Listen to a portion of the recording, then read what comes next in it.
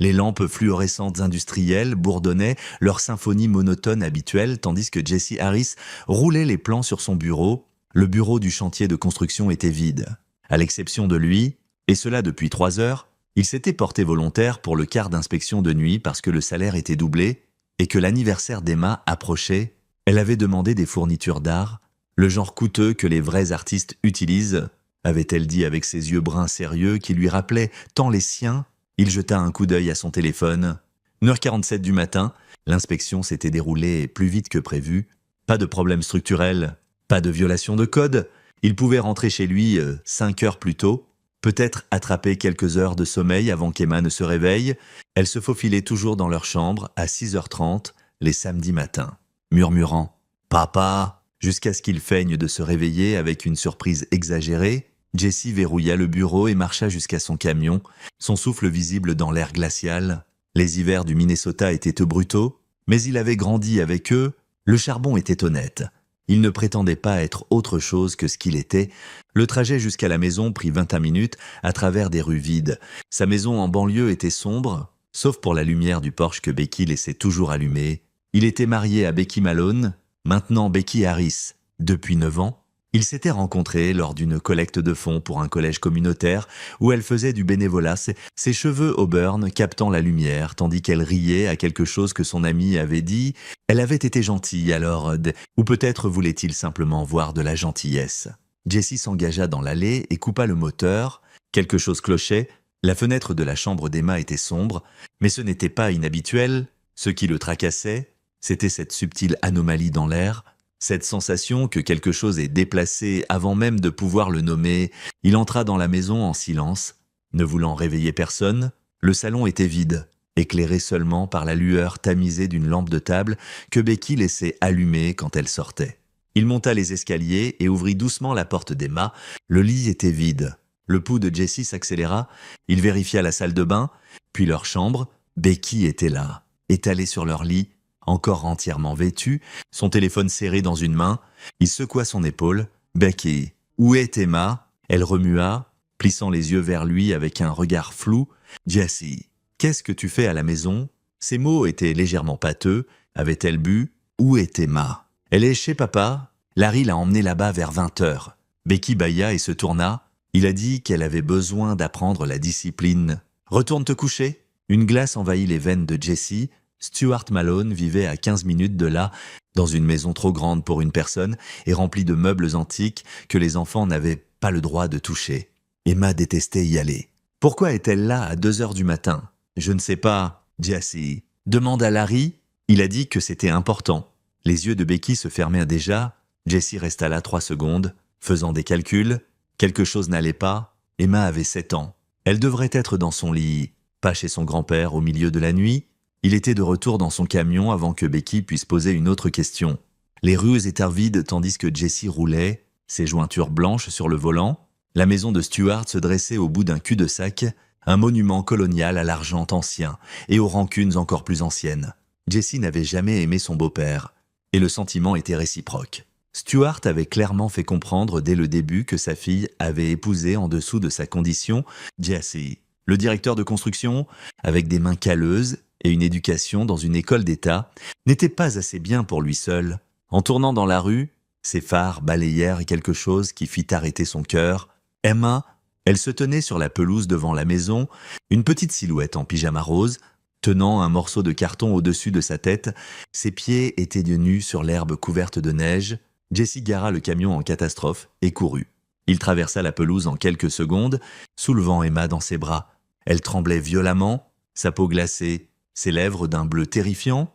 Il arracha sa veste et l'enroula autour d'elle, la serrant contre sa poitrine. « Ah bah !» murmura-t-elle, sa voix à peine audible. « N'entre pas !» Jesse regarda le carton qui était tombé au sol, des lettres majuscules écrites au marqueur noir. « Je suis une menteuse. Bébé, que s'est-il passé ? Pourquoi es-tu dehors ?» Il se dirigeait déjà vers la maison, Emma serrée contre lui. « Oncle Larry a dit que les menteurs ne méritent pas de chaleur, » dit Emma, ses dents claquant. Il a dit que je devais tenir le panneau jusqu'à ce que je dise la vérité. « Mais papa, j'ai dit la vérité. Je le jure. Depuis combien de temps es-tu dehors ? » Je ne sais pas. C'était après l'heure du coucher de grand-père. Oncle Larry est venu vérifier 2 fois. Il a dit que si j'entrais, tu ne me reverrais jamais. Une rage blanche, chaude et pure, envahit le corps de Jesse. Il porta Emma au camion, alluma le moteur et le chauffage, et l'enroula dans toutes les couvertures qu'il gardait sur la banquette arrière. « Reste ici, ma petite, verrouille les portes, je reviens tout de suite. Papa, s'il te plaît. » Mais Emma. Il attendit d'entendre les verrous cliquer, puis se tourna vers la maison. Par la fenêtre de devant, il voyait des lumières allumées dans le salon, des silhouettes en mouvement, le son de rire. Jesse essaya la porte. Déverrouillée, il entra. La maison sentait le cigare et le bourbon. Jesse traversa le vestibule, passant devant des photos de famille qui ne l'avaient jamais inclus. Vers le son des voix, ses bottes laissaient des traces humides sur le parquet. Tu aurais dû voir sa tête quand je lui ai dit qu'elle gèlerait si elle n'avouait pas. La voix de Larry Malone, le frère aîné de Becky, un avocat d'entreprise qui portait des costumes coûtant plus cher que les paiements du camion de Jesse. Jesse l'avait toléré pour Becky, enduré des dîners familiaux où Larry faisait des blagues sur le travail ouvrier et le labeur manuel. Jesse atteignit la porte du salon et s'arrêta. La scène devant lui se cristallisa en une clarté accablante parfaite. Sa femme, Becky, était sur le canapé, sa tête sur l'épaule de Mark Warren. Mark, qui avait été le partenaire d'affaires de Jesse 5 ans plus tôt, avant que Jesse ne découvre qu'il détournait de l'argent de leurs clients. Mark, qui avait disparu après que Jesse eut menacé d'impliquer la police. Mark, dont la main était maintenant sur la cuisse de Becky. Larry était assis dans le fauteuil en cuir de Stuart, un verre de bourbon à la main, sa cravate desserrée. Stuart lui-même se tenait près de la cheminée, paraissant plus vieux que ses 62 ans.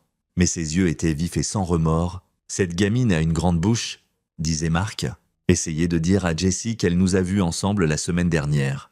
Bonne idée de l'appeler une menteuse. Becky. Elle a 7 ans, dit Becky. Ces mots pâteux, elle ne sait pas ce qu'elle a vu. Elle en savait assez, dit Larry. C'est pourquoi j'ai veillé à ce qu'elle comprenne qu'il y a des conséquences pour mentir. Il rit. Ou dans ce cas, pour dire la vérité, Jessie se tenait dans l'embrasure de la porte, regardant sa femme se pencher contre un autre homme, regardant son frère rire d'avoir torturé une enfant de 7 ans, regardant son père ne rien faire. La trahison était complète. Stuart le vit en premier, le visage du vieil homme pâlit. Jessie. Tout le monde se tourna. Becky se leva précipitamment du canapé, le visage rougi. Jessie. Qu'est-ce que tu es censé être au travail? Mark Warren se leva lentement, un sourire narquois sur le visage. Tiens. L'ouvrier rentre tôt. Larry posa son verre, son expression passant de la surprise au calcul. Ce n'est pas ce que ça a l'air. Jessie les regarda tour à tour. Sa voix, quand il parla, était calme. Ma fille était dehors par 7 degrés étau, pieds nus pendant des heures, parce qu'elle a essayé de me dire la vérité sur vous. Il regarda Becky. Sur vous tous? Jessie. Je peux expliquer, commença Becky. Depuis combien de temps? Silence. Depuis combien de temps? Mark répondit, ce sourire toujours en place. Environ 6 mois. Et avant que tu ne te mettes sur tes grands chevaux, c'est elle qui est venue à moi. Elle a dit qu'elle avait fait une erreur en épousant un type qui travaille de ses mains et s'en l'assure. Larry se leva. Écoute, Jessie, on peut discuter de ça comme des adultes. Jessie bougea avant que son esprit conscient n'enregistre la décision. Il traversa la pièce en 3 enjambées et son poing heurta la mâchoire de Larry. En voyant l'avocat s'étaler en arrière par-dessus le fauteuil, Larry heurta le sol durement. Du sang coulant de son nez, « Tu as mis ma fille dans la neige ?» La voix de Jessie était un rugissement maintenant. Une enfant de 7 ans, Mark s'avança vers lui, mais Jessie fut plus rapide. Des années de travail en construction l'avaient rendu fort. Et la colère le rendait inarrêtable. Il attrapa Mark par sa chemise coûteuse et le plaqua contre le mur. « Et toi, espèce de ordure, tu m'as volé. Tu as disparu ? Et tu reviens pour voler ma femme. » La voix de Stuart coupa à travers le chaos. « Ça suffit, Jessie. J'appelle la police. »« Fais-le, » grogna Jessie. « Appelle-les. Laisse-les voir ce que vous avez fait à Emma. Laisse-les entendre comment tu as laissé ton fils torturer ta petite fille pour couvrir l'affaire de ta fille. » Becky pleurait maintenant, son mascara coulant sur son visage. « Jessie, s'il te plaît, on peut arranger ça. » Jessie relâcha Mark, qui s'affaissa contre le mur. Il regarda Becky et quelque chose dans sa poitrine se brisa net, comme un os qui se casse. « Arranger ça? Tu les as laissés punir Emma? Tu savais qu'elle disait la vérité et tu l'as appelée une menteuse. Tu as laissé ton frère mettre notre fille dehors dans le froid glacial. Je ne savais pas qu'il... Je pensais qu'il allait juste lui parler. Tu ne savais pas parce que tu t'en fichais. La voix de Jessie était froide maintenant, la rage se cristallisant en quelque chose de plus dur, de plus dangereux. Aucun de vous ne s'en souciait. Il se tourna et marcha vers la porte. « Où vas-tu » demanda Stuart. Jessie ne se retourna pas. « Prendre soin de ma fille, la seule personne dans cette famille qui vaille quelque chose. » Il sortit de la maison, les laissant dans leur salon coûteux avec leurs mensonges coûteux. Emma était encore dans le camion, enveloppée dans des couvertures, ses yeux grands ouverts de peur. Jessie monta et la serra contre lui, sentant son petit corps trembler contre le sien. « Est-ce que ça va, papa? Ça va, ma petite ?» Il démarra le camion. « Mais on ne rentre pas à la maison ce soir. On va à l'hôpital pour s'assurer que tu vas bien. Puis on va quelque part en sécurité. Et maman ?» Jessie sentit la question d'Emma comme un couteau entre ses côtes.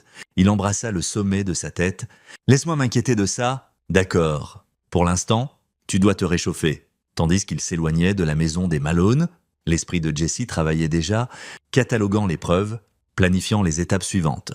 Ils avaient blessé sa fille. Ils l'avaient trahie de la pire façon possible. Et ils pensaient s'en tirer parce qu'ils avaient de l'argent, des avocats et le nom de famille Malone.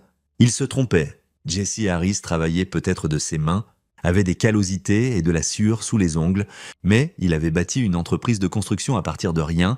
Il savait comment planifier, comment exécuter, et comment s'assurer qu'une fondation était solide avant de construire quelque chose qui durerait. Cette fois, il allait construire quelque chose de différent. Il allait construire leur destruction, pièce par pièce, jusqu'à ce que tout ce qu'il valorisait s'effondre en poussière. Le médecin des urgences confirma ce que Jessie savait déjà. Emma irait bien physiquement, hypothermie légère. Mais sa température corporelle remontait régulièrement. Il voulait la garder en observation, ce qui convenait parfaitement à Jessie.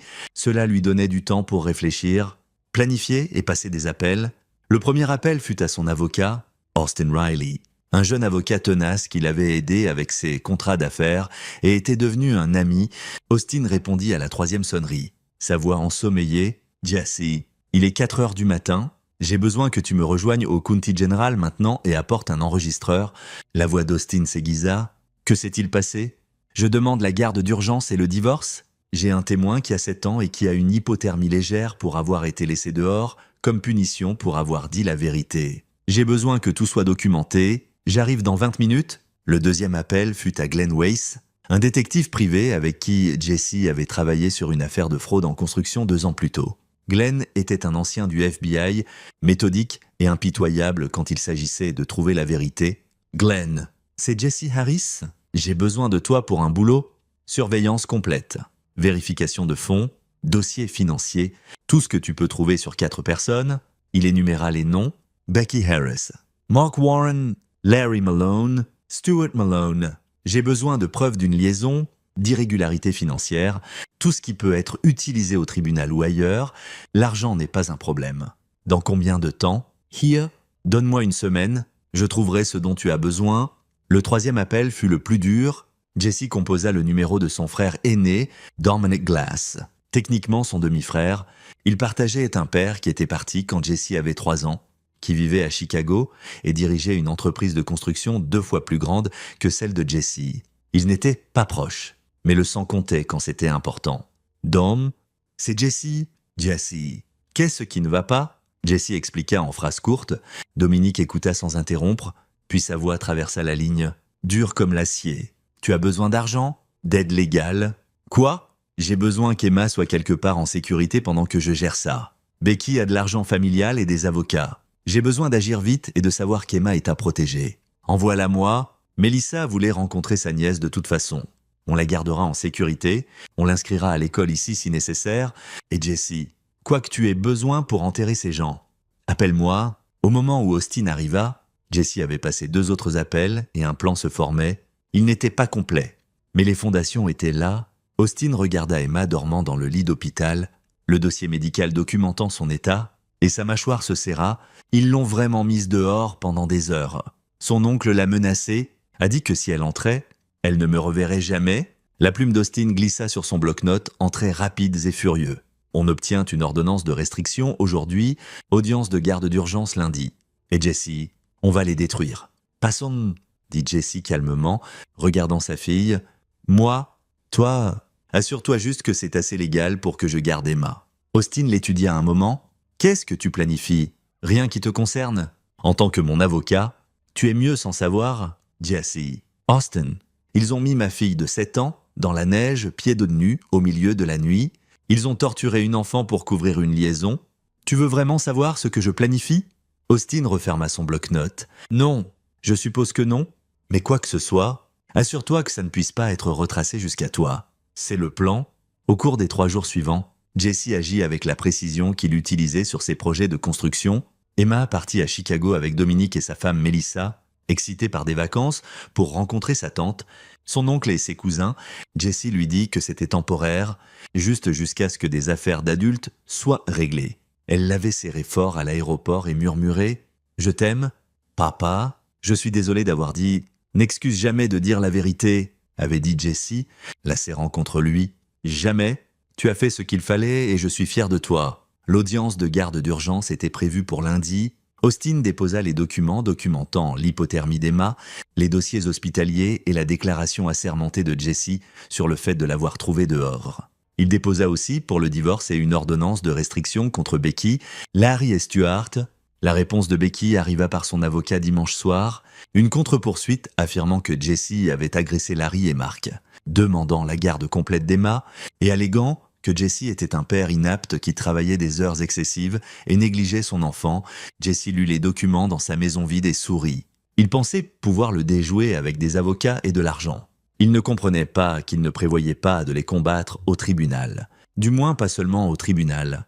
Le tribunal n'était que la bataille visible. La vraie guerre se déroulerait dans l'ombre, où Jessie avait passé les 3 derniers jours à poser les bases. Glenn Weiss appela dimanche soir. « J'ai des résultats préliminaires. Tu veux les mauvaises nouvelles ou les pires ?» Tout.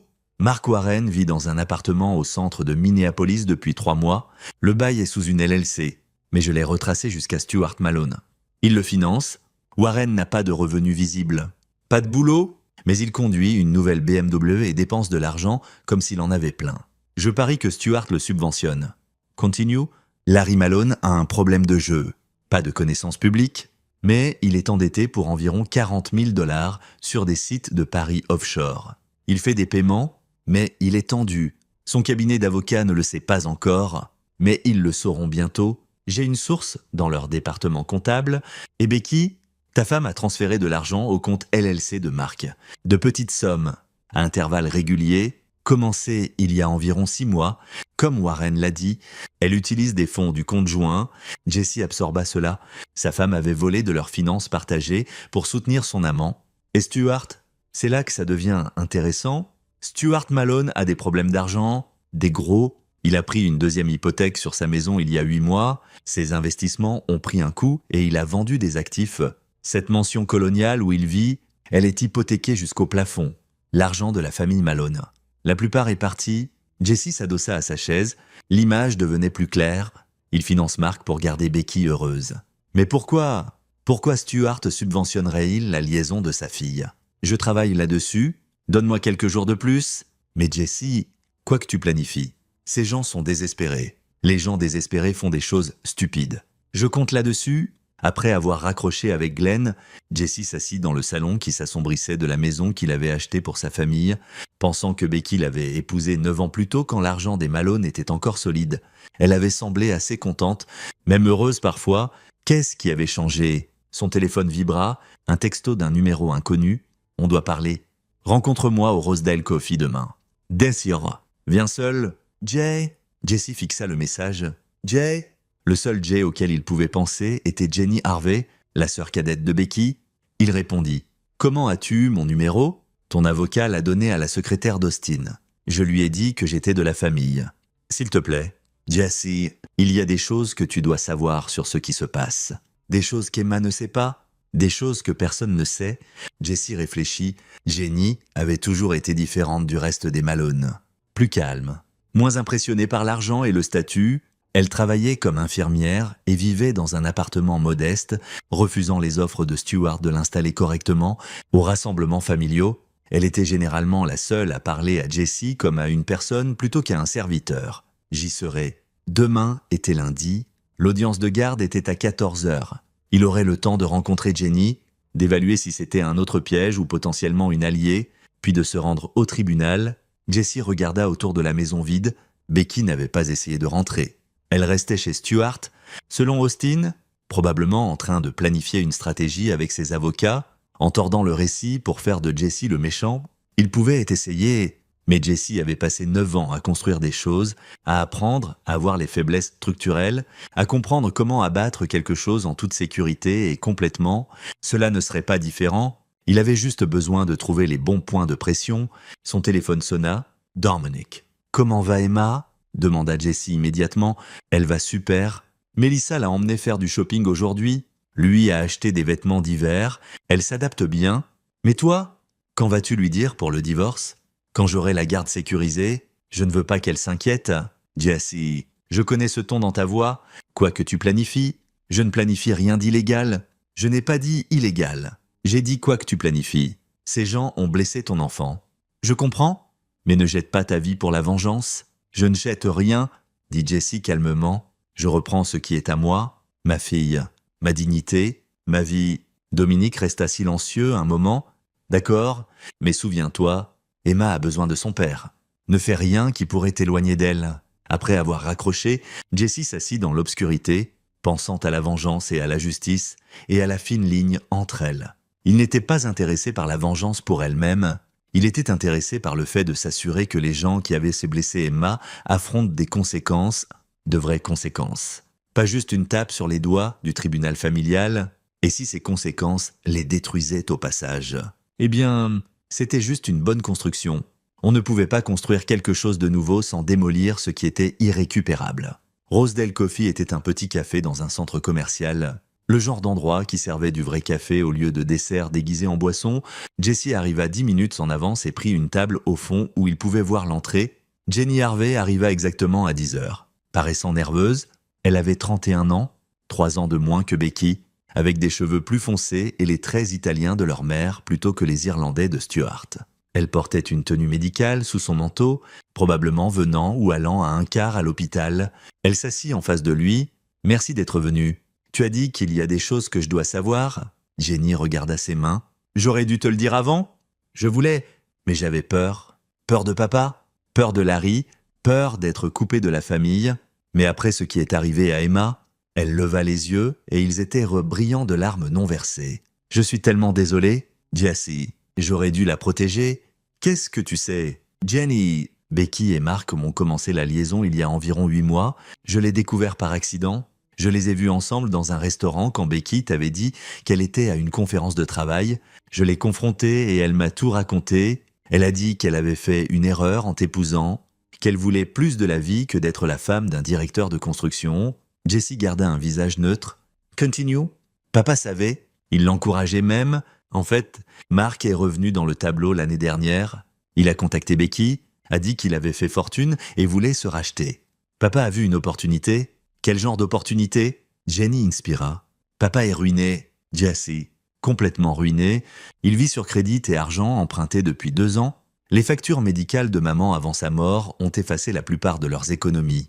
Et papa a fait de mauvais investissements en essayant de récupérer. Il fait face à une saisie sur la maison. Et Mark a dit à papa qu'il avait fait une fortune en crypto-monnaie. Il a offert d'aider papa avec ses problèmes financiers si papa facilitait une réconciliation avec Becky. Papa a accepté. Il pousse Becky à divorcer de toi et à épouser Mark, promettant que l'argent de Mark résoudrait tous leurs problèmes. Jessie assimila cela. Est-ce que Mark est vraiment riche ? Jenny secoua la tête. Je ne pense pas. Je crois qu'il les arnaque. Mais papa est assez désespéré pour y croire. Et Becky s'est convaincue que la vie serait meilleure avec quelqu'un qui peut lui donner le style de vie qu'elle pense mériter. Et Larry est impliqué parce que papa a promis de payer ses dettes de jeu une fois que Becky et Mark seront mariés. Il planifie ça depuis des mois. Jessie, la liaison, le divorce, tout. Emma, découvrant Becky et Mark, n'était pas dans le plan. Quand elle t'a dit ce qu'elle avait vu, ils ont paniqué. Donc, ils l'ont appelée une menteuse et l'ont torturée pour s'assurer que je ne la croirais pas. Jenny hocha la tête, des larmes coulant sur son visage. Je ne savais pas pour cette partie. Je le jure, je ne savais pas que Larry ferait ça. Quand j'ai entendu pour Emma à l'hôpital, j'ai voulu le tuer moi-même. Jessie étudia le visage de Jenny. cherchant la tromperie.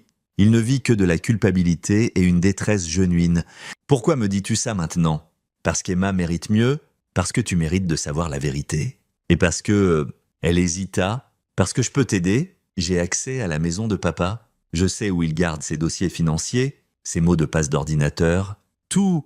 Si tu as besoin de preuves pour l'affaire de garde ou le divorce, je peux les obtenir. Pourquoi trahirais-tu ta famille comme ça? Le rire de Jenny fut amer. Les trahir. Jesse, ils ne sont plus ma famille. Ce sont des étrangers qui se soucient plus de l'argent et du statut que de la sécurité d'une fille de 7 ans. La vraie famille ne fait pas ce qu'ils ont fait. Jesse prit une décision. Je rencontre mon avocat après ça.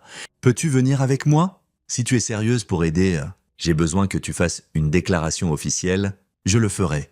Et Jesse, quoi que tu planifies de leur faire, je ne m'interposerai pas. Ils méritent ce qui arrive.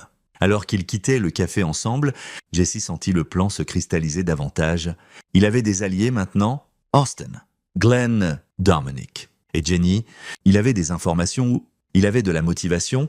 Ce dont il avait besoin ensuite, c'était le piège parfait. L'audience de garde d'urgence se passa mieux que Jesse ne l'avait espéré. Austin présenta les preuves médicales, des photos d'Emma debout dehors dans la neige, et la documentation hospitalière de son hypothermie. Jenny témoigna de ce qu'elle avait vu, confirmant que Larry avait admis avoir mis Emma dehors comme punition et que Stuart avait été présent et l'avait permis. L'avocat de Becky essaya de peindre Jesse comme violent en évoquant son agression sur Larry, mais Austin contre-attaqua avec la légitime défense. Quel père ne réagirait pas violemment en voyant sa fille maltraitée? La juge, une femme stricte nommée Margaret Ortiz, examina les preuves avec un froncement de sourcils croissant. Elle accorda à Jesse la garde temporaire complète en attendant une enquête complète des services à l'enfance. Becky se vit accorder des visites supervisées seulement, avec supervision fournie par un moniteur désigné par le tribunal, pas des membres de la famille, en dehors de la salle d'audience. Becky essaya d'approcher Jesse, mais son avocat la retint. Jesse vit la colère dans ses yeux, l'incrédulité qu'elle perdait. Elle s'était attendue à ce que l'argent et les connexions de sa famille l'emportent. Elle apprenait que quand la sécurité d'un enfant était impliquée, l'argent ne gagnait pas toujours. Ce soir-là, Jesse s'assit dans son bureau à domicile, regardant les informations compilées par Glenn, dossier financier, chronologie de la liaison, preuve de la faillite de Stuart, documentation des dettes de jeu de Larry. C'était complet, accablant, et exactement ce dont il avait besoin, mais ce n'était pas assez. Jesse ne voulait pas juste gagner l'affaire de garde, il voulait s'assurer que ces gens ne pourraient jamais blesser Emma à nouveau, jamais utiliser leur argent ou leur influence pour se frayer un chemin de retour dans leur vie. Il prit son téléphone et appela Glenn. « J'ai besoin que tu creuses plus profondément sur Mark Warren. Chaque arnaque qu'il a menée, chaque personne qu'il a escroquée, tout. S'il prévoit d'arnaquer Stuart et Becky, je veux des preuves et je veux savoir quand ça va arriver. Tu veux le laisser les arnaquer? Je veux l'aider à les arnaquer. Puis, je veux m'assurer que tout le monde sache exactement ce qui s'est passé. » Glenn resta silencieux un moment. « C'est froid. Jesse, ils ont mis ma fille dans la neige. Le froid est ce qu'ils ont gagné. » La phase suivante du plan de Jesse commença à prendre forme. Il laisserait le schéma de Mark et Stuart se dérouler, peut-être même l'accélérer. Il s'assurerait que quand il s'effondrerait, il les emporte tous financièrement, socialement, légalement, et il s'assurerait qu'Emma soit en sécurité loin quand l'explosion se produirait. Mais d'abord, il avait besoin de savoir exactement ce que Mark planifiait. Et pour ça, il avait besoin de quelqu'un à l'intérieur.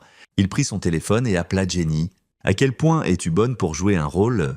Qu'est-ce que tu as besoin? J'ai besoin que tu convainques ton père que tu es de son côté, que tu as témoigné contre lui au tribunal parce que tu avais peur, mais que tu réalises maintenant qu'il essayait juste d'aider Becky. Peux-tu faire ça? Tu veux que je les espionne? Je veux que tu découvres exactement ce que Mark planifie. Stuart pense que Mark est riche, mais nous savons tous les deux qu'il mène probablement une arnaque.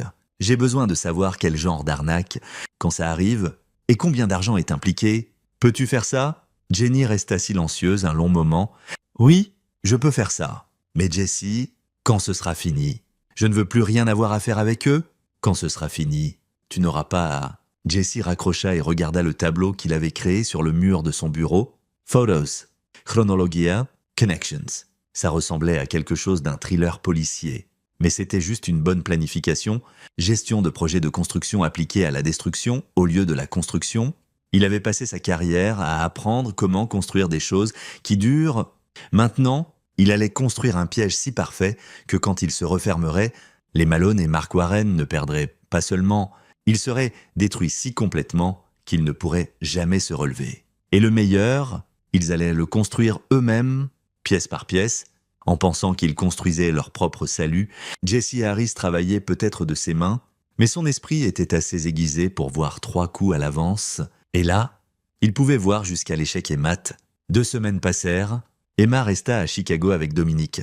S'épanouissant dans sa nouvelle école et se faisant des amis, Jesse l'appelait tous les soirs, et chaque fois qu'il l'entendait rire, sa résolution se durcissait. Elle méritait mieux que ce que les Malone lui avaient donné. Elle méritait la sécurité, la stabilité, et un père qui la protégerait quel qu'en soit le coup. Jenny joua son rôle parfaitement. Elle s'excusa auprès de Stuart, prétendant avoir paniqué à l'audience de garde. Stuart, désespéré pour l'unité familiale et quelqu'un pour aider à gérer sa situation financière de plus en plus compliquée, l'accepta de retour. En quelques jours, elle assistait à des réunions familiales où Mark présentait ses opportunités d'investissement. Il mène un schéma Ponzi classique, rapporta Jenny lors d'une de leurs réunions clandestines avec Jesse dans un dîner en dehors de la ville. Il a convaincu papa que s'il investit ce qui reste de son argent plus quelques prêts supplémentaires, Mark peut le tripler en 6 mois via une venture en crypto-monnaie. Papa y croit parce qu'il est désespéré. Combien Stuart prévoit-il d'investir? Tout. Il a déjà liquidé son portefeuille d'actions et pris une 3e hypothèque. Mark parle d'avoir besoin d'un demi-million au total pour maximiser les retours. Papa se démène pour le rassembler. Jesse sentit quelque chose de sombre et satisfaisant s'installer dans sa poitrine. Et Becky? Becky encaisse son fonds en fiducie. Elle l'aura tout d'ici la fin du mois. Elle est convaincue qu'une fois divorcée de toi et mariée à Mark, ils seront riches à nouveau. Elle parle de reprendre Emma, de déménager dans une grande maison, de lui donner la vie qu'elle mérite. Les mains de Jesse se serrèrent sur sa tasse de café. Elle pense qu'elle va récupérer Emma. Elle le pense vraiment? Son avocat lui a dit que l'enquête des services à l'enfance ne trouvera rien. Larry prétend que tu l'as attaqué en premier et qu'il se défendait juste. Becky pense que les visites supervisées sont temporaires. Que dit Mark de tout ça? Jenny se pencha en avant. C'est la partie intéressante d'aller. J'ai piraté l'email de Mark. Ne me demande pas comment. J'ai daté un type en Haïti à l'université. Mark communique avec quelqu'un nommé Raymond Moss. Il prévoit de prendre l'argent et de disparaître dès que tout le monde a investi. Il y a des billets d'avion achetés pour les îles Caïmans, informations de compte bancaire, tout. Mark prévoit de s'évanouir le même jour que le divorce de Becky de toi est finalisé. Jesse s'adossa, l'esprit en ébullition. C'était mieux qu'il n'avait espéré. Mark prévoyait de les arnaquer tous, ce qui signifiait que Jesse n'avait pas à les détruire. Il avait juste à s'assurer que l'arnaque se passe publiquement et que tout le monde voit exactement à quel point les Malone avaient été stupides. Mais il avait besoin de timing. Il avait besoin que la garde d'Emma soit finalisée d'abord. Il avait besoin que son divorce soit finalisé. Et il avait besoin que l'arnaque de Mark se passe d'une façon qui maximise les dommages et assure des poursuites pénales. Quand Mark prévoit-il de disparaître? Dans 3 semaines, juste après que le fonds en fiducie de Becky soit débloqué. 3 semaines. Jesse pouvait travailler avec ça. Peux-tu obtenir des copies de toutes les communications de Mark? Les emails, les infos bancaires, les billets, déjà fait. Jenny glissa une clé USB sur la table. Tout est là-dessus, y compris la preuve que papa savait que Mark était ton ancien partenaire. Savait pour le détournement et l'a ramené spécifiquement pour briser ton mariage. Jesse prit la clé, sentant son poids comme une arme. Tu es sûr de vouloir faire ça? Une fois que j'utilise ces informations, il n'y a pas de retour en arrière. Ta famille saura que tu les as trahis. Ils ont cessé d'être ma famille quand ils ont blessé Emma. Je suis prête. Ce soir-là, Jesse rencontra Glenn et Austin dans le bureau de Glenn, une pièce spartiate au-dessus d'un agent de caution dans le centre de Minneapolis. Ils étalèrent les preuves sur le bureau, dossier financier, transcription d'email, relevé bancaire, tout. Austin siffla bas, c'est assez pour mettre Mark en prison pour une décennie. Fraude électronique, conspiration. Le FBI adorerait ça. Pas encore, dit Jesse. D'abord, je veux que ça arrive. Je veux qu'ils donnent à Mark chaque centime qu'ils ont, puis je veux m'assurer qu'ils ne puissent ne pas prétendre à l'ignorance ou récupérer quoi que ce soit. Glenn hocha la tête lentement. Tu veux qu'ils soient ruinés et exposés? Je veux qu'ils soient détruits financièrement, socialement, légalement. Je veux que tout le monde sache ce qu'ils sont. Des idiots crédules qui ont abusé d'une enfant pour protéger une liaison, puis se sont fait arnaquer pour la peine. Je veux que chaque country club, chaque cercle social, chaque connexion professionnelle sache que les Malone sont finis. Et Mark va en prison. Mais seulement après avoir pris tous deux, Austin se tortilla mal à l'aise. Jesse, ça frôle une ligne légale fine. Je ne fais rien d'illégal. Je ne fais que ne pas arrêter un crime en cours. Y a-t-il une loi qui dit que je dois avertir les gens qu'ils vont se faire arnaquer? Techniquement, non. Moralement, c'est une autre question. Ces gens ont torturé ma fille. Je n'ai pas de scrupules moraux à les regarder se détruire. Glenn s'adossa à sa chaise. Tu sais que ce que tu fais va blesser beaucoup de gens. Stuart n'est pas le seul investi dans ça. Larry met de l'argent aussi. Non. Et le fonds en fiducie de Becky qui était probablement destiné à Emma éventuellement, Jesse y avait pensé. Le fonds en fiducie le dérangeait, mais pas assez pour changer son plan. Becky a fait son choix quand elle les a laissés abuser d'Emma. Quant à l'argent qui aurait pu aller à Emma un jour, je m'assurerai qu'elle soit prise en charge. Je n'ai pas besoin de l'argent des Malone pour ça. D'accord, dit Glenn. Alors voilà ce que je propose. On laisse l'arnaque de Mark se dérouler exactement comme prévu. Mais on s'assure que quand ça s'effondre, les preuves sont partout. Medias, police, autorité régulatrice. On en fait une histoire assez grande pour qu'il n'y ait pas moyen de l'étouffer. Les Malone deviennent un compte moral. Et en attendant, tu finalises ta garde d'Emma et ton divorce de Becky. Verrouille tout légalement avant que l'explosion n'arrive. Comme ça, quand Becky perd tout, elle ne peut pas venir après toi pour du soutien ou prétendre qu'elle a besoin d'Emma pour la stabilité émotionnelle. Jesse regarda le calendrier, 3 semaines jusqu'à la disparition prévue de Mark. L'audience de garde finale était dans 2 semaines. Le divorce pouvait être finalisé sur un calendrier accéléré si Becky acceptait les termes, ce qu'elle pourrait faire si elle pensait devenir riche bientôt. Ça pouvait marcher. Ça marcherait? Faisons-le, dit Jesse, mais je veux une chose de plus. Je veux rencontrer Raymond Moss. Glenn et Austin échangèrent des regards. Pourquoi? Demanda Austin. Parce que je veux m'assurer qu'il sait exactement ce que ces gens ont fait. Je veux qu'il sache qu'il n'arnaque pas juste une famille riche. Il aide à faire tomber des gens qui ont torturé une enfant. Je veux qu'il soit motivé pour faire son boulot chedi. Glenn hocha la tête lentement. Je peux arranger ça. Mais Jesse, rencontrer Moss te rend partie de ça. Tu es sûr de vouloir cette exposition? Je suis déjà partie de ça. Je m'assure juste que ça arrive comme il faut. 2 jours plus tard, Jesse s'assit dans un bar à Sainte. Paul en face de Raymond Moss, un homme maigre dans la quarantaine avec des yeux vifs et l'air de quelqu'un qui avait passé sa vie à lire les gens, le partenaire en crime de Mark, l'homme qui avait aidé à planifier l'arnaque. Vous êtes l'ex-mari? Dit Moss sans préambule. Pourquoi je vous parle? Parce que je sais ce que vous planifiez. Et je veux aider. L'expression de Moss ne changea pas. Pourquoi aideriez-vous quelqu'un à arnaquer la famille de votre ex-femme? Parce qu'ils ont mis ma fille de 7 ans dehors dans le froid glacial comme punition pour avoir dit la vérité. Parce qu'ils prévoient d'utiliser leur argent pour me l'enlever. Et parce que je veux qu'ils n'aient plus rien pour se battre quand ce sera fini. Moss réfléchit. Mark a dit que l'ex-mari était un ouvrier en construction, un type simple, pas une menace. Mark sous-estime beaucoup de gens, c'est pourquoi il est allé en prison la première fois que je l'ai attrapé à voler nos clients. C'est pourquoi il pense que cette arnaque marchera. Vous avez envoyé Mark en prison? J'ai menacé. Il a disparu avant que je puisse y dire. Maintenant, il est de retour en train de mener une arnaque sur mon ex-femme et sa famille. Et je vais m'assurer que ça réussisse au-delà de ses rêves les plus fous. Moss sourit lentement. Vous êtes un salaud vindicatif. Je suis un père protégeant sa fille. Si ça fait de moi un salaud, je suis d'accord.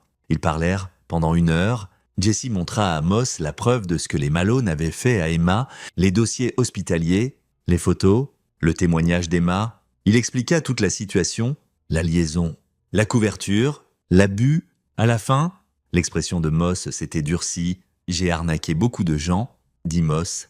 Des idiots riches qui pensent être plus intelligents que tout le monde, mais je tire la ligne à blesser des enfants.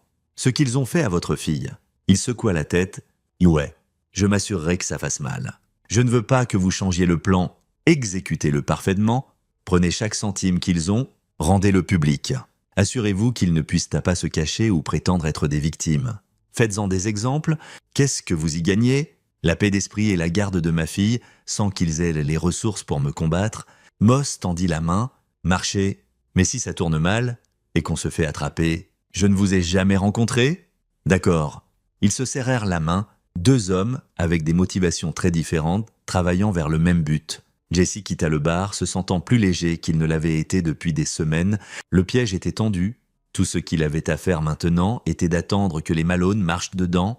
L'audience de garde finale eut lieu une semaine plus tard. L'enquête des services à l'enfance avait conclu que Jessie fournissait un environnement domestique stable et sûr.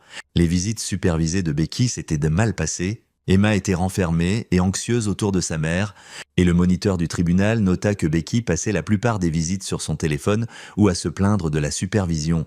Les accusations d'agression de Larry contre Jessie avaient été abandonnées après que des preuves montrent que Larry avait admis à plusieurs personnes avoir mis Emma dehors dans le froid. Le procureur décida que la réaction de Jessie était justifiable vu les circonstances. La juge Ortiz accorda à Jessie la garde physique et légale complète d'Emma. Becky se vit accorder des visites supervisées limitées avec possibilité de réévaluation dans 6 mois en attendant la complétion de cours de parentalité et une évaluation psychologique. Le visage de Becky blanchit quand le jugement fut lu. Elle se leva abruptement. « C'est faux, il la monte contre moi. Je suis sa mère. »« Madame Harris, » dit la juge Ortiz froidement, « vous avez permis que votre fille soit placée dehors dans des conditions météorologiques dangereuses. Vous avez priorisé votre liaison sur sa sécurité. Les preuves sont accablantes. Soyez reconnaissante d'avoir des visites du tout. » En dehors de la salle d'audience, Becky confronta Jessie. « Ce n'est pas fini. Quand j'épouserai Mark, j'aurai les ressources pour faire appel. Je te combattrai jusqu'à ce qu'Emma comprenne que c'est toi le problème. Pas moi. » Jessie regarda sa bientôt ex-femme et ne ressentit que de la pitié. « Bonne chance avec ça. Becky, je suis sûr que les millions de Mark résoudront tous tes problèmes. » Il s'éloigna, la laissant là, son avocat essayant de la calmer. Une semaine plus tard, le divorce fut finalisé. Becky avait accepté les termes de Jessie sans beaucoup se battre. Elle gardait la maison, il gardait la garde complète d'Emma et son entreprise. Elle semblait presque impatiente de signer, probablement parce qu'elle pensait upgrader vers une meilleure vie bientôt. Jessie déménagea dans une maison plus petite, plus proche de la nouvelle école d'Emma à Chicago. Il avait transféré ses opérations d'affaires, amenant son équipe principale avec lui. C'était un nouveau départ, et ça semblait juste. Emma s'épanouissait, elle s'était fait des amis, ses enseignants disaient qu'elle était brillante et engagée, et les cauchemars sur le fait d'être debout dans la neige devenaient moins fréquents. Jessie avait arrangé pour qu'elle voie un thérapeute pour enfants qui disait qu'Emma était résiliente, mais aurait besoin de soutien continu. « Papa ?» demanda Emma un soir, tandis que Jessie l'abordait. « Est-ce que maman va essayer de me reprendre ?» Jessie choisit ses mots avec soin. « Maman aimerait te voir plus. Mais la juge a décidé que tu es plus en sécurité vivant avec moi. Ça ne va pas changer. Ma chérie, je le promets. » Bien. Emma serra son lapin en peluche plus fort. « J'aime ici, j'aime ma nouvelle école, et j'aime que je n'ai pas à voir oncle Larry ou grand-père Stuart anymore. Tu n'as jamais à les voir à nouveau si tu ne veux pas. Je ne veux pas. Alors tu ne le feras pas. » Après qu'Emma se soit endormie, Jessie alla dans son bureau à domicile et vérifia son téléphone. « Un texto de Jenny. Ça arrive demain ?» Papa signe les papiers d'investissement le matin. Becky transfère son fonds en fiducie demain après-midi. Mark et Raymond volent demain soir. Demain, tout ce qu'il avait planifié, tout ce qu'il avait mis en motion, atteindrait sa conclusion demain. Jessie appela Glenn. « C'est le moment. Relâche tout aux médias. Unité des crimes financiers. FBI, tout. Mais attends que Mark et Raymond soient dans l'avion. Je veux qu'ils soient attrapés à l'aéroport. Tu es sûr de ça? » Jessie. Je n'ai jamais été plus sûr de quoi que ce soit. Le matin suivant, Jessie se réveilla, prépara le petit déjeuner à Emma et la conduisit à l'école. Il l'embrassa au revoir et lui dit qu'il l'aimait. Puis, il conduisit jusqu'à un café et attendit. À 10 heures, son téléphone commença à vibrer. Alertes News. Histoire de dernière minute. Famille proéminente du Minnesota prise dans une arnaque à la crypto-monnaie de plusieurs millions. Avocat local fait face à une enquête criminelle pour lien avec fraude d'investissement. Famille d'élite sociale perd fortune à un escroc. À midi, c'était partout. L'histoire avait tout. Richesse, scandale, stupidité, crime. Les médias adoraient. Le nom Malone trendait sur les réseaux sociaux et pas de la bonne façon. Le téléphone de Jessie sonna. « Jenny, c'est le chaos, » dit-elle. Sa voix tremblante mais triomphante. Papa fait une dépression. Becky n'arrête pas de hurler. L'avocat de Larry a déjà appelé. Il est enquêté pour violation des politiques éthiques de son cabinet à cause de ses dettes de jeu. Mark et Raymond ont été arrêtés à l'aéroport en essayant d'embarquer pour un vol vers Grand Cayman. C'est fini, Jessie. Ils sont finis? Combien ont-ils perdu? Tout? La maison de papa va en saisie. Le fonds en fiducie de Becky est parti. Larry va être radié. Le FBI a saisi tous les comptes de Mark. Il s'avère que Raymond travaillait avec eux Coupant un deal, Mark va en prison pour longtemps. Jesse sentit une satisfaction froide s'installer sur lui. Bien, il y a plus. Certains voisins et amis de papa, ceux qui ont investi sur sa recommandation, parlent de le poursuivre, poursuite civile pour négligence ou fraude ou quelque chose. Papa va être en bataille légale pendant des années. Et toi? Je vais bien? J'ai documenté tout ce que je t'ai donné, assuré qu'il y ait une trace montrant que j'ai essayé d'avertir papa et qu'il m'a ignoré. Mon avocat dit que je suis clean. Tu as bien fait? Jenny, j'ai fait ce qu'il fallait. Il y a une différence? Elle posa. Comment va Emma? Elle est heureuse? Elle est en sécurité? Elle n'aura jamais à s'inquiéter d'eux à nouveau. C'est tout ce qui compte. Puis après avoir raccroché, Jesse s'assit dans le café regardant la couverture news sur sa tablette. Ils montrèrent des photos de Stuart Malone escorté de sa maison par des agents fédéraux. Ils montraient des images de Mark Warren menotté.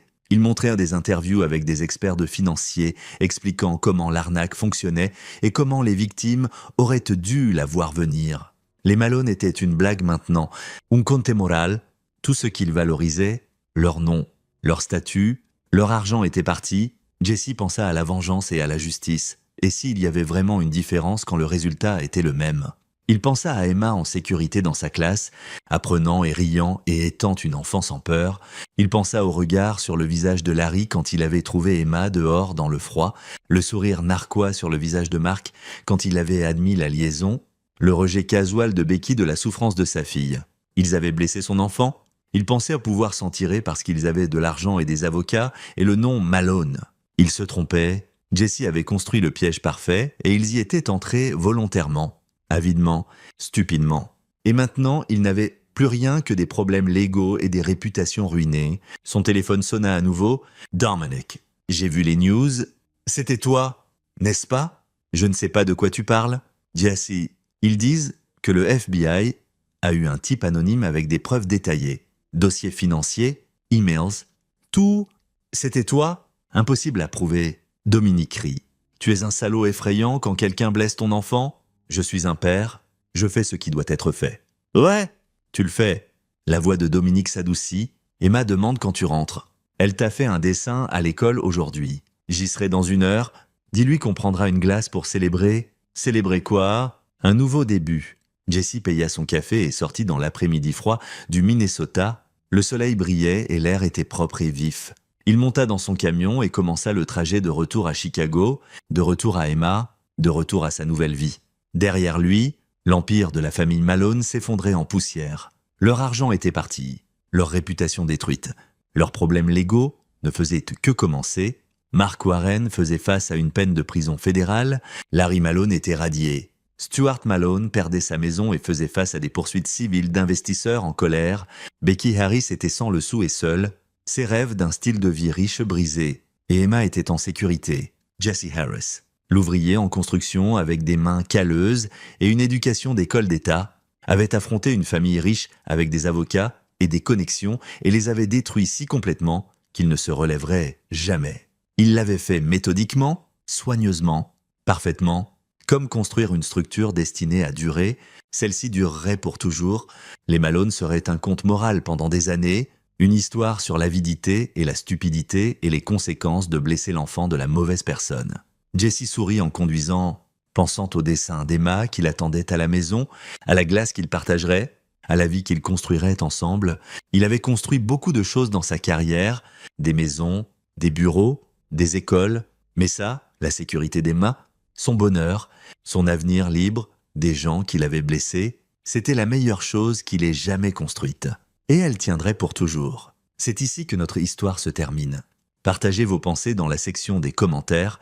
Merci pour votre temps. Si vous avez aimé cette histoire, veuillez vous abonner à cette chaîne. Cliquez sur la vidéo que vous voyez à l'écran et je vous verrai